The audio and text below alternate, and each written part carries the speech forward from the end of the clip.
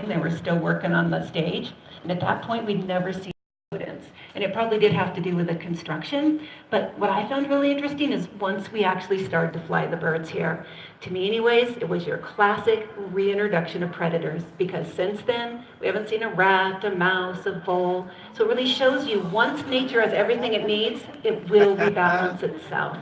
So yeah, we're pretty sure that problem is behind us now. And we're actually pretty dang proud of our birds for taking care of that, at least in this portion of the park. All right, well, we're switching to the falcon family, and the bird that's coming out next is one of our most common falcons in North America, found in every state. It's also our smallest. There's only one falcon in the world that's smaller than this, and that's the Seychelles falcon, and it's only a tiny bit smaller. The bird that's coming out is the American kestrel, and we're going to wait till Amy gets into, and you can actually see how we box the birds, which is kind of interesting because we want all the birds to be able to go into a small box really easily. So we want to make sure that they absolutely love that. And that way, if there was a fire or if the bird got sick, we don't want to have to stress it out by having to grab it. We want them to be able to go into a box really easily. Well, hello, sweet pea. There you go. So this is the American kestrel. If you want to spot one of these falcons, the easiest places to find them is in big wide open fields or agricultural areas. A lot of the things that they like to eat live there: crickets, grasshoppers, mice, little birds, snakes. And these falcons can hover. They can beat their wings fast enough to stay motionless in an area to hunt, which is important because a lot of times in big fields, there's no place to perch. Now, if you're a kestrel and you're only eating crickets and grasshoppers, which they're easy to catch, but that's like eating rice cakes. They're not going to stick with you, and you're going to have to be eating them all day long just to stay alive. Where if you could find one decent-sized mouse, you'd be set for the rest of the day. And that's what this falcon would like to find when she's hovering out there. And what helps her is being able to see into the ultraviolet range. I'm sure everybody's had a white shirt on before, and if you stand in front of a black light, you glow or fluoresce. Or if you've ever had a new puppy you've been trying to housebreak, you think you're doing great, you get home, you know they've piddled on the carpet somewhere because you can smell it, but you can't find it.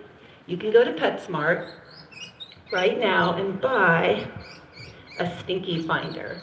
And again, that's because urine fluoresces in the ultraviolet range. Works out great for this falcon. She sees into the ultraviolet range, and mice, to mark their territory, they dribble urine everywhere they go. She's out there hovering. She sees these fluorescent trails. Fresher the urine, more it fluoresces. She knows it one to the other. She's going to find that mouse. All right, little girl. Oops, oh, there you go, right there. All righty. That's beautiful, guys. Oh, those mealworms, they crawl all over. Bearizona. Thanks. Well, we saved one of the best for last, and the bird that's coming out next is our lowest and fastest flyer. And you guys have been great. If you remain this still, you're going to get a really close look at Bonnie. She's a Harris hawk. They're only found in 3 states, the southern part of Arizona, New Mexico, and Texas. So we're actually really lucky to have them here. Their stronghold is Central and South America, but what makes them so unique is the fact they're social. There's only 2 socially hunting hawks in the world. One's the Galapagos hawk, and one's the Harris hawk. And this is Bonnie. And I'm going to go ahead and explain the reason the birds fly low, because especially after Bonnie, we always get the question, we train them to do that. And we would love to say yes, that we train them to fly low to give you a thrill, but we'd be lying because you don't have to train the birds to fly low. They do it naturally. Crap. They do it because they're using you. The birds know when they fly way above you, every wing beat meets with a lot more air, and they have to physically flap a lot harder. But when they clear you or the ground or the benches by just an inch or so, it actually forms a cushion of air called ground effect, and it makes it really easy for them to fly. And that's why when you see Bonnie coming right at you, you can duck. You can actually duck all you want, it's not going to help. Bonnie thinks you're trying to help her out, and she's going to fly lower. And if there's a bit of a gap in between you, and you're fairly still, again, since the birds don't mind people, it is much easier for them to fold their wings and go through than to physically lift themselves up and over you. So it gives you a really interesting perspective of these birds. And this is the same thing you see when you're at the ocean, and you see those seabirds that are just inches above the surface of the water. They're getting that same cushioning effect that allow them to be able to travel for miles and miles with little or no effort at all. So it really is, it's pretty fun to see. And if you live anywhere in the southern part of Arizona, these hawks are fairly common. We don't have them this far north. This is more of a desert bird. But if you do get a chance to get online and do any research on these birds, they really are pretty amazing. Yeah, she'll give you a new part. That's for sure. Okay, we're gonna zip her one more time so you guys can. Beautiful. There you go. This is our favorite part of the program, is actually watching you guys. It never gets old. Okay, we'll zip her back one time here. Good job, Bonnie. Let's give Bonnie a big hand. She really is a fantastic bird. Good job, Bon. This is the She'll work her way Bearizona back Raptor there, tour. and Birds we of hope you all prey. enjoyed learning something about this avian predators. You have been a great group, and in just a second here, Amy's going to put Bonnie up, and she's going to bring out George, our great horned owl. Normally we would fly him over you also, but he's really hormonal right now. He's an imprint. He thinks he's a person instead of an owl. And it's owl breeding season, and he's looking for a mate. So we have to fly him in between programs for your safety. In a few months here, once the hormones die down, we'll be able to bring him out. But we're going to bring him out on the 5th. And what's fun is if you walk up to George and he looks at you and starts hooting, that's his way of letting you know he's really enamored with you. So he's a great owl. And then also on your way out, make sure you check out our ravens in the back. Ravens are one of the smartest birds on earth, and R2 just learned a really neat new magic trick. If you hand either of those birds $1, they will literally rip it out of your hand and magically make it disappear for a very worthy nonprofit. But thank you so much for spending part of your day with us, and enjoy the rest of your day here at Bearizona. Thank you.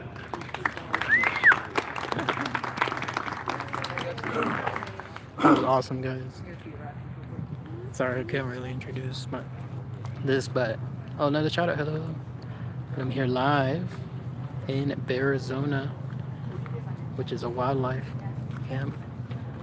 Lots of beautiful animals here. I just clued y'all in on the Raptor show, Birds of Prey show. Let's go see if we can say hi as well to the famous owl there.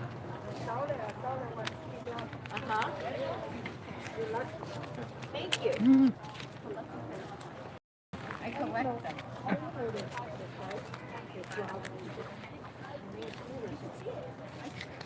And if the trick is right, where it involves $1, I'll see if he can rip it out of my hands, and it'll go towards a nice program. But this is the location, by the way, guys.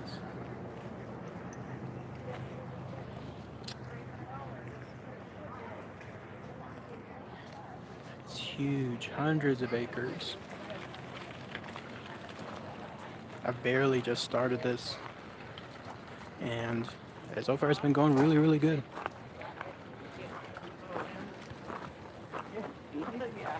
Don't know if anyone else has ever been here before to Bearizona. This is my first time here, but I love it. It's beautiful.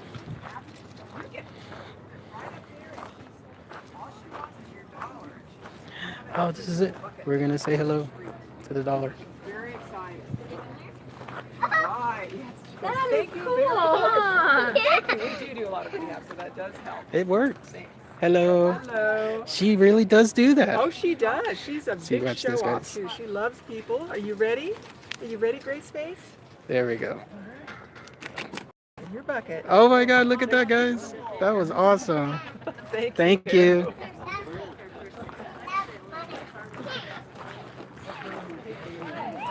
And then we'll go say hi to the great horned owl.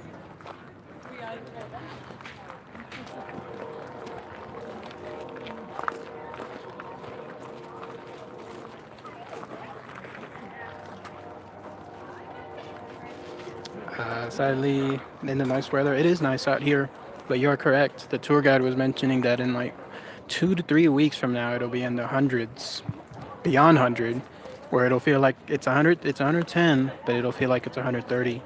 But right now, it's crystal clear, well, cloudy skies, not a drop of rain. It's beautiful out here. Very cool weather, in fact. Let's see though. There it is. There's the beautiful owl. Arizona Game and Fish has a great horned owl who is a great foster parent, and he usually gets a horde of great horned owl babies every year, and he takes great care of them, and a lot of them can be raised up in the east since they were raised by an owl. But since he had those earring Beautiful infections creature. that they damaged his hearing, we just let him imprint on people and hand raised him so that we could do shows like this. But I think you got it all. I do. I'm sorry.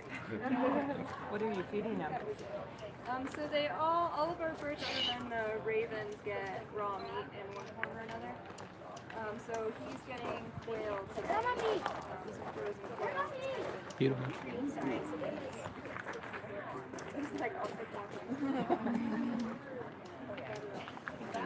Hello, another shout out. Hello, hello. His treats are over here, and he knows that. So sometimes he'll actually start working his way over this way. And then I have to hold him really high for a while. They like to be at the highest point. All right, guys, I'm gonna wrap it up here. I'm gonna go on another tour at this place in a little bit, in about 30 minutes. So I'll see if I can live stream it there too. Love it here in Phoenix, yeah. But yeah, you're correct. I know because I live in Austin, and the temperatures there in the summer also go above 100. I'm gonna try. Let me see if I have one more dollar. I do. So I'm gonna give one more dollar, everyone, here. And then that way, you'll get to see that trick again.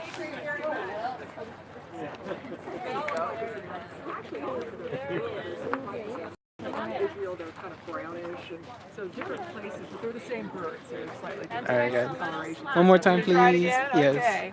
Gracie's ready. Here we go. Hi, Gracie. Thank you very much. Oh, that is perfect. Pearl. Thank you. Thank you. So, is this one different? Wait, let me get it. All right, guys. I'll be coming back here in a little bit. So see y'all soon. That is cute. Very cute. See y'all soon. Bye.